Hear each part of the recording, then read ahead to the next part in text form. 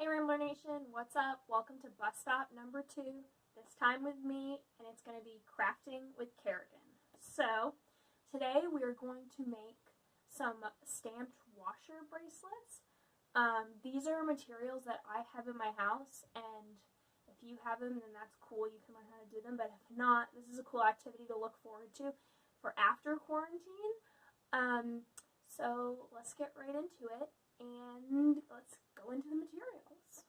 So the materials you'll need are a washer, whatever size, it's your choice, scissors, some cord for jewelry making to make the band. You're going to need a stamping set, a hammer, and then also you will need some black acrylic paint or some ink. So let's head to the workshop. Welcome to the workshop. So I have my hammer, my stamping set, and my washer all on a vise, which is like a super flat surface that I'm using right now. Also does hold things. I also have safety glasses on just in case, because I am in a hazardous environment.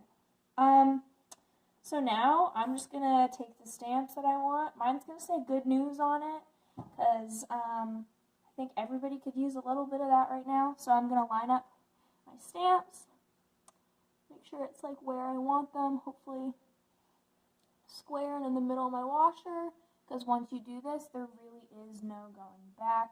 You're going to hold it pretty square, and then line it up.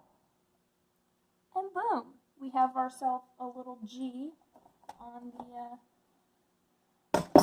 washer. Let's see if I can get it to show. Okay, it's there. It exists. I'm going to stamp the rest of this, and I'm going to speed it up in post-production. So to make a long story short, my phone camera ran out of storage while I was in the middle of doing the last shot, but I finished stamping off camera, and this is what I came up with. So now it's time to take it back inside so I can fill it with paint and then make it into some jewelry. So I'm currently getting ready to fill this with acrylic paint. Usually I use ink, but it's at school right now. So I'm improvising, and then I'm just basically going to fill in the grooves and then wipe it off and hope that it works. Fingers crossed. Good news, the acrylic paint worked. Here's what we've got. Let's see if it'll focus.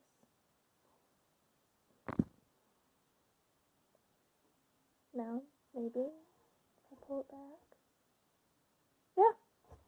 So that's what we've got. Now I'm going to skip into getting this on some cord and then showing you how to do like a sliding knot. Alrighty, so now I have this cord here, and then, oh, there's a knot in it, that's nice. And then I have the washer and a pair of scissors, so I'm just going to cut enough that it'll go around half of your wrist with extra to spare. And I'm going to do this twice, one for each side of the washer.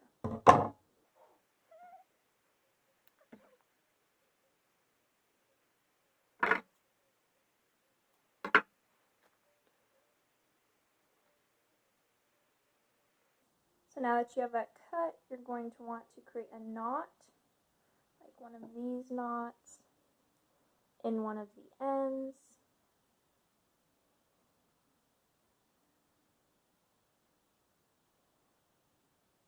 This will help for later too.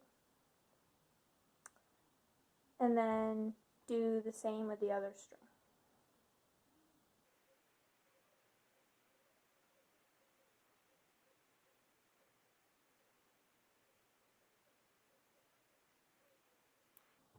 So now that you've got both of these, you're going to loop through and then push the other one through. So you go through the inside. Not exactly sure which way it's going to go yet. Yeah, so you go up through the middle, and then you pull this string through. So then you're going to have something that looks like this. Oh, and you want it to be even on both sides, like so that your string pulls and there's no slack. Do the same thing on the other side. So go up through the middle.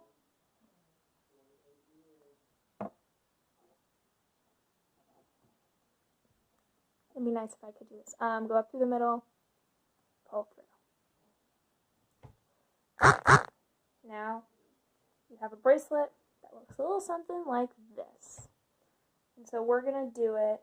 We're going to figure it out. So go like this, and then this. Boom. We're going to create a sliding knot. Alright, now I have this piece of cord to make the sliding knot. I'm going to overlay these pieces so that they're like this, so I can hold them in one hand. And then with the other, you make a loop like this. You hold that loop with your thumb. This is where it gets messy. And then you wrap the long string around the entire bracelet. Alrighty, let's see. And you want to do that like maybe 5 times, just so you have enough. But you're gonna have to go back through them, so be careful. Ooh, and it unraveled.